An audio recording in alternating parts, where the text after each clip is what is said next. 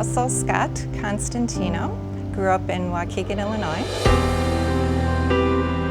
And he came to firefighting late in life. And so in 1989, he was hired under contract to become a firefighter for Gurnee Fire Department.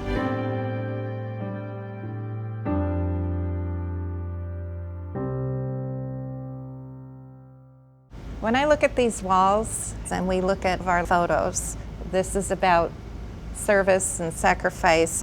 The big picture of Russ is that he was very humble. He just did his job.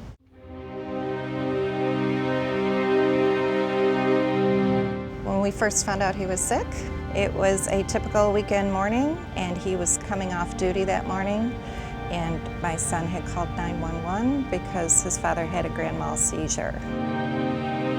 His kind of cancer was oligodendroglioma, and so that is a form of brain cancer.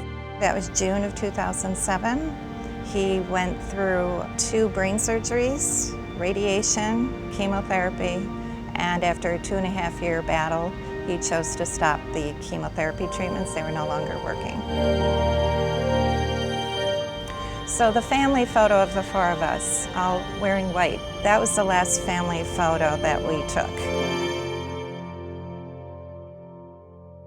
Having lost him, it absolutely changed the course of our lives for all of us.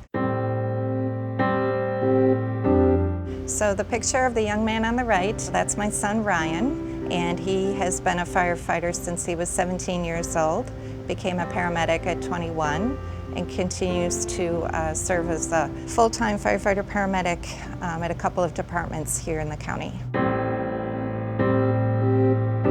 The photo of the young woman on the left, that would be my daughter Lauren. She has a scholarship through the Army ROTC at Indiana University. She also enlisted in the National Guard in Indiana.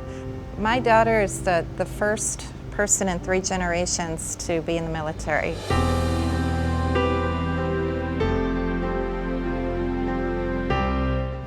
You know, I think that we all look for meaning in the things that happen. We always see people who have some form of tragedy or some significant event happens in their family, and I was always in awe of people who could create a foundation, turn around and start a charity and do all of that. But then as the years went on, I actually started to feel bad about that, like, gee, we never really did something about that. I have to give credit to my son for this one. One day he came to me and he said, I think it's time.